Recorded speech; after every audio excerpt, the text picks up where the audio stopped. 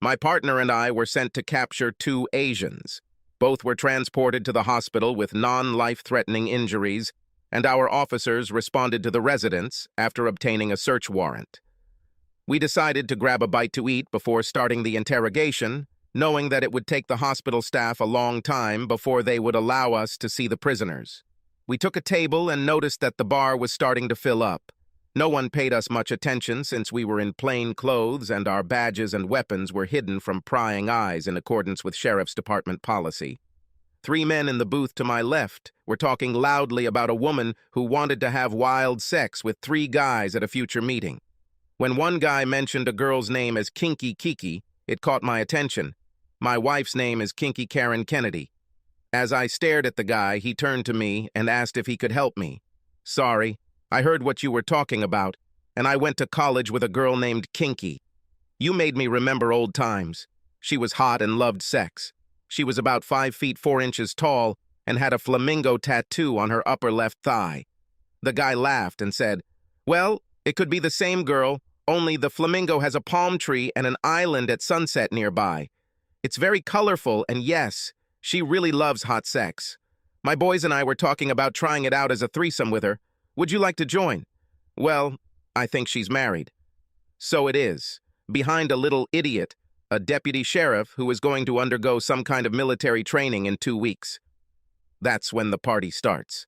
I notice my partner typing something on his phone. He looked into my eyes, shaking his head slightly from side to side, indicating that I should not do anything stupid. If she is married to a policeman, how do you find time to meet? We met in a bar and hit it off. She told me that her tiny husband works shifts and will be working nights for the next 2 months, from 11 p.m. to 8 a.m. We slept at my house and at her house in a hurry. She said that she had had threesomes in the past and would like to have a threesome. That's what my boys and I talked about. But Bobby is afraid that her husband is a policeman and carries a gun. I said, to hell with it. I'm not afraid, although I also have problems. Just don't tell my parole officer about this. Do you have a photo of her or some video? Wait a second. He pulled out his phone and, of course, showed me a nude photo of my wife. 2 uniformed sheriff's deputies approached our table, and my partner nodded towards the 3 men in the booth. Corporal Miller said in a firm voice that the men needed to place their palms on the table and not move. He added, "I have reason to believe that you are armed and any sudden movements will be considered a hostile threat." They obeyed. Each was ordered to leave the booth. They were handcuffed and searched. 2 of them were found with pistols, but Bobby was unarmed. 2 more uniformed sheriff's deputies arrived, and they were all escorted out of the bar.